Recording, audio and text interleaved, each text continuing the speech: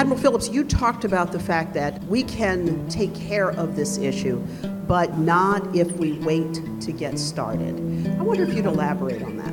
As we know, the waters are rising. Believe me, ladies and gentlemen, all the work we're doing on bringing jobs to this region, retaining the military, we don't get the sea level rise thing straightened out, all that stuff is wasted.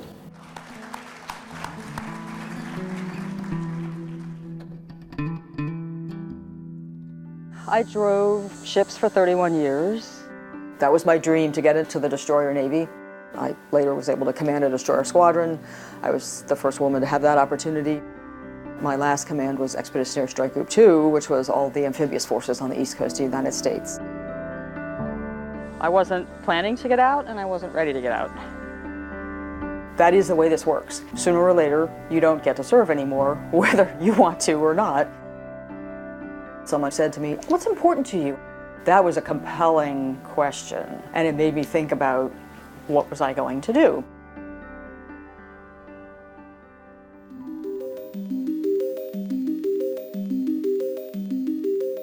Whenever we had significant rain, the base where I was assigned would be cut in half. For us to share information with each other, we're having to drive outside the fence line.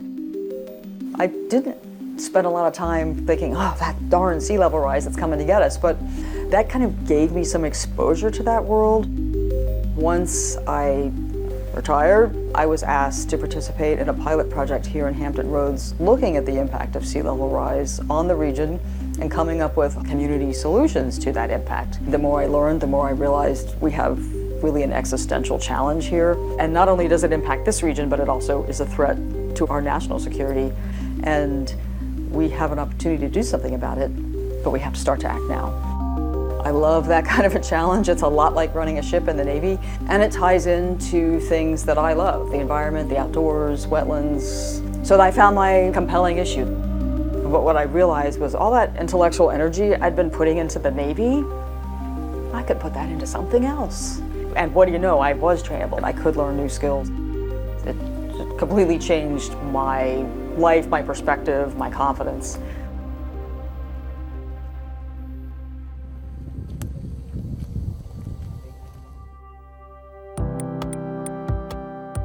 We cut, we cleared, and now we're replanting with what is supposed to be here. And you can see it's doing pretty well. This is Disticlus, this one in last summer. This is Spartina alterniflora, it was already here. This is mud. No, sorry. It has been a journey of exploration. I was very fortunate to be directed towards a group called the Lafayette Wetlands Partnership. So that got me involved in this neighborhood. And in that context, we decided we would restore something we call the Midfield Wetlands Walk.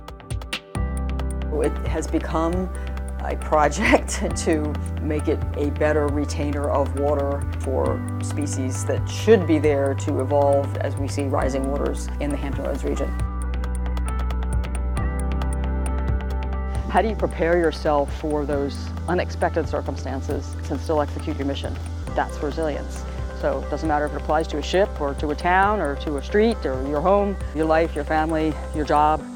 That's a big part of this. So here I am being resilient in my field of dreams. This is Spartina patens, salt meadow hay. That's a bee. Back to the cutting.